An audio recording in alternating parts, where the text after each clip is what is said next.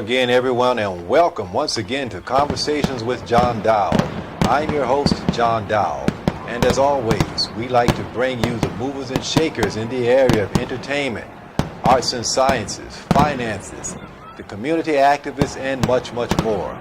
As always, this show is being brought to you in conjunction with L.J. Brown Enterprises and Ray Graham Productions, the good doctor, the Reverend Ray Graham, making us look and sound good. We could not do it without those two guys.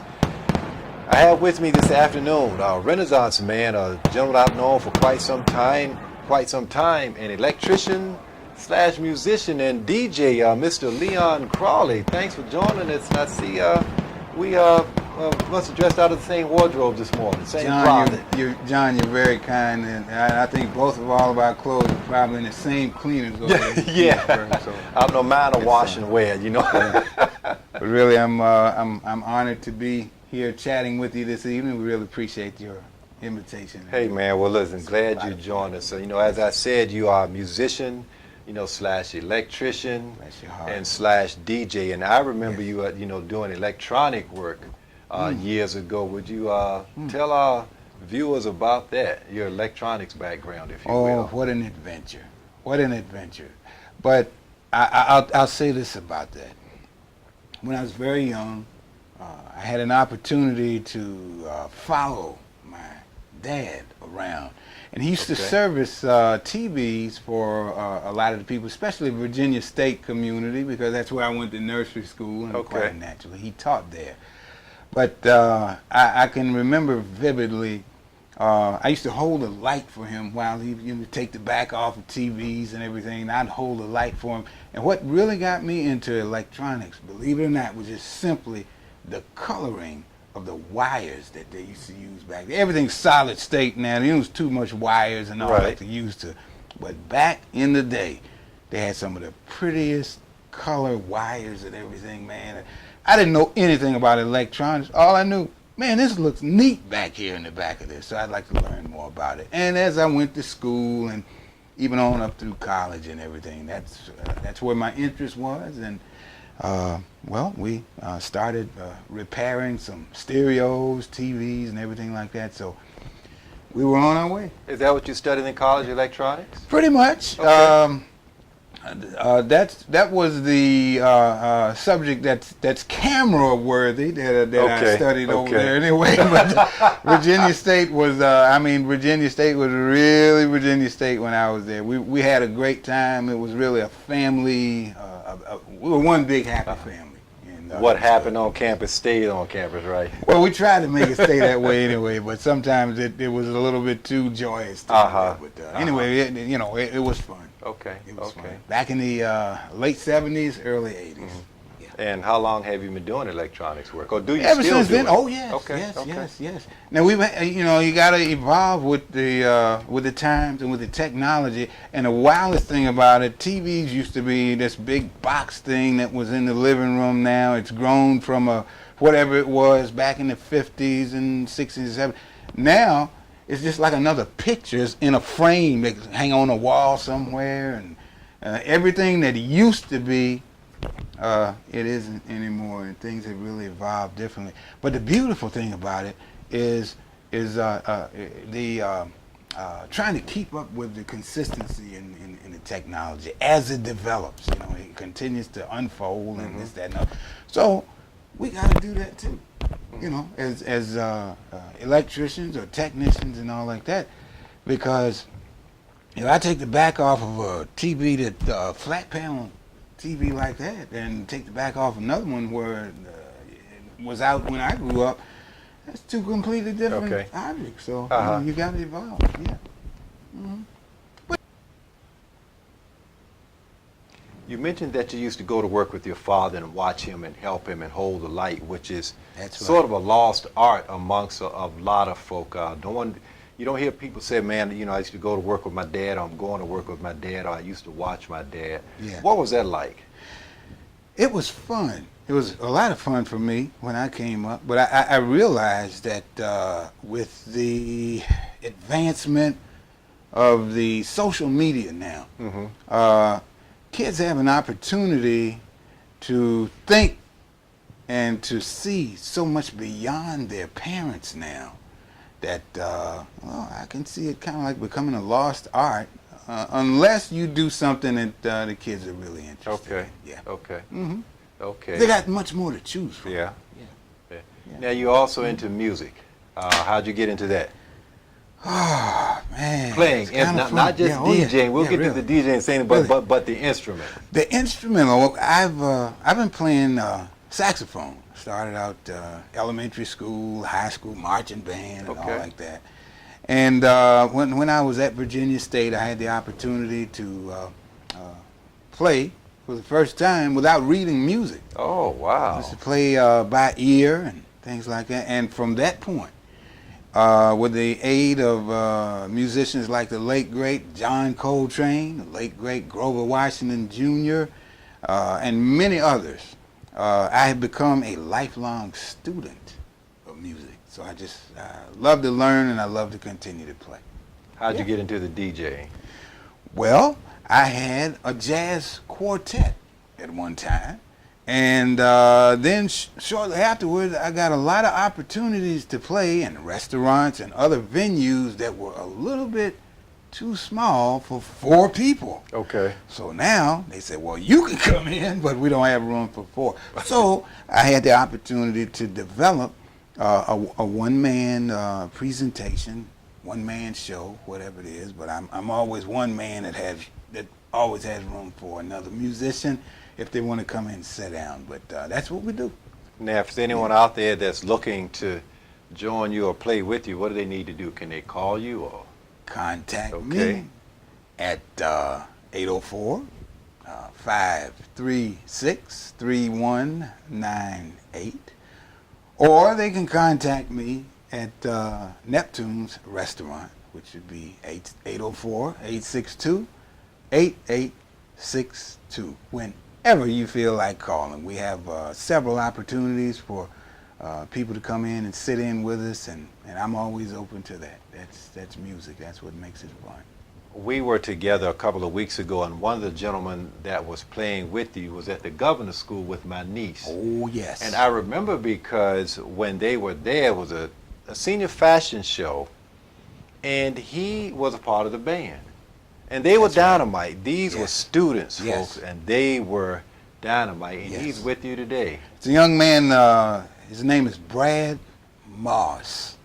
He hails from Charles City, Virginia. An excellent guitarist, and also Brad and several of his friends are into production now. Okay. They do a lot of recording and mixing and whatever else goes along in production, but they're very knowledgeable young men and pleasure to be with. I'm here with Leon Crawley, folks, our electrician, former television repair person, musician, and a mentor.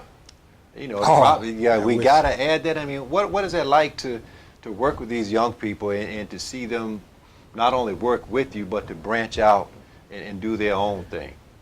John, it's a At blessing. such an early start. Yes, yes. It's a blessing to work with young blood, as we would call it.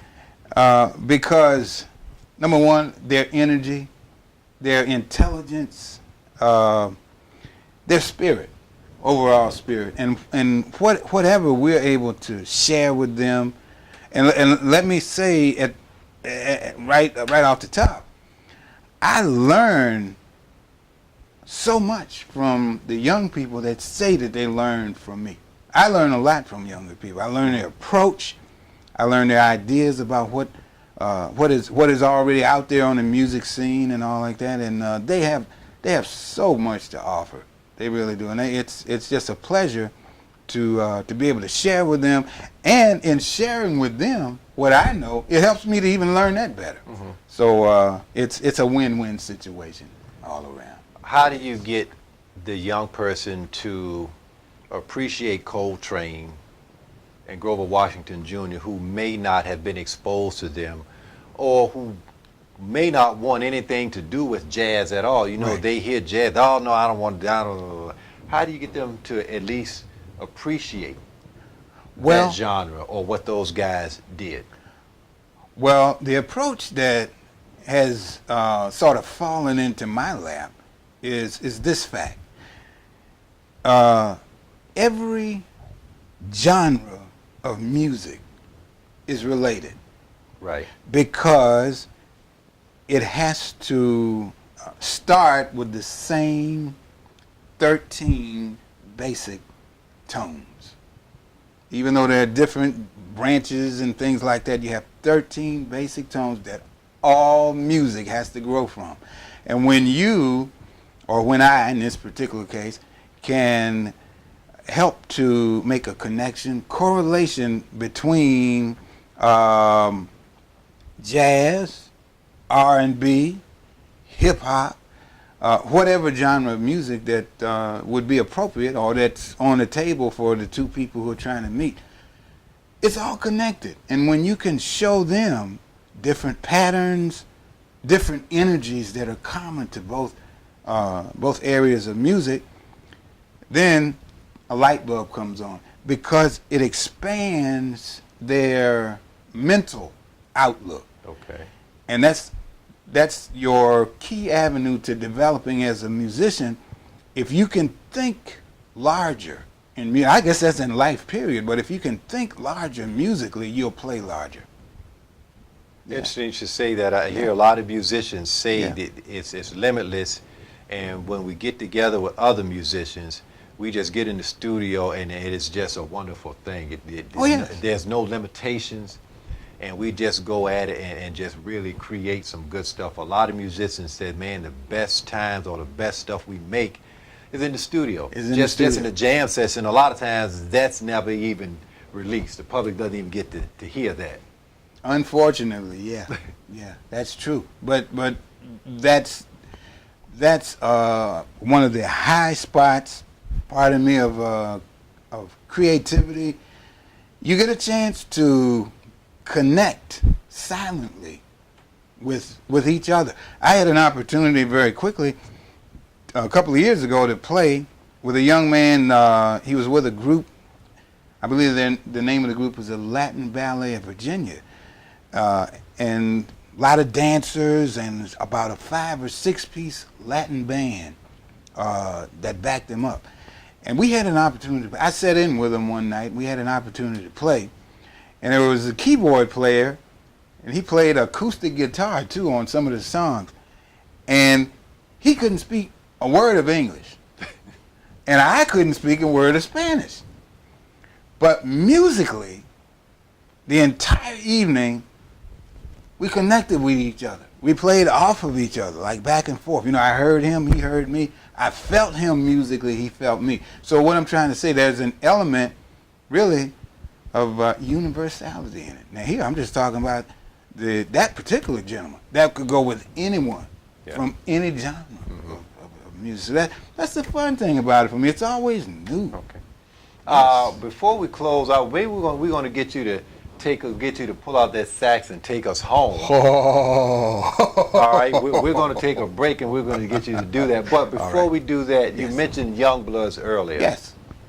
What is one thing that you would say, you would tell us, you know, folks out there watching our age, a good way to encourage and to reach young people, say the younger musicians out there that want to play or that want to learn?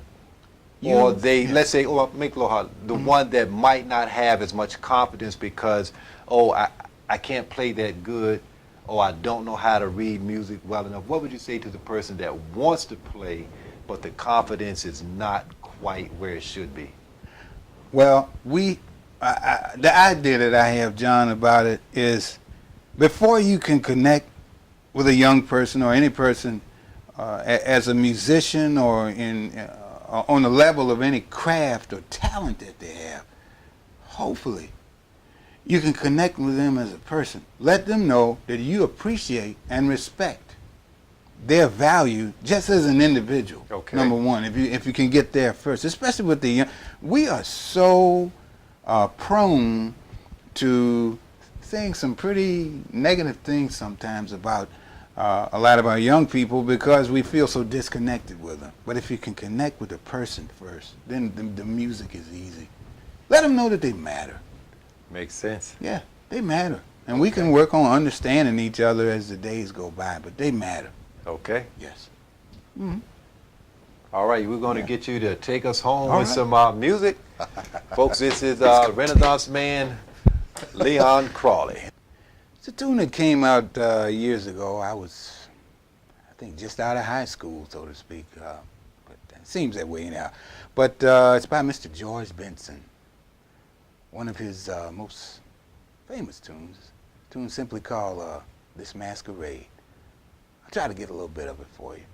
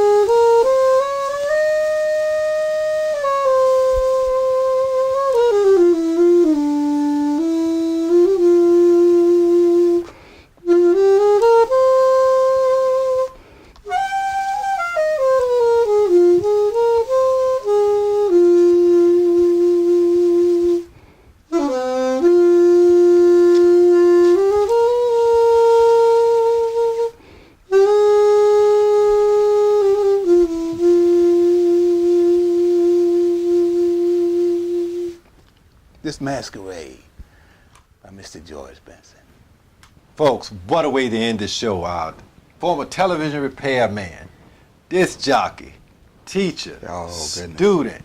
Yeah. I wish I had that kind of talent. Mr. Leon Crawley, thank you for joining us. Again, tell us how we can reach you. Thank you, John. Right now, you can reach me at area code 804-536-3198.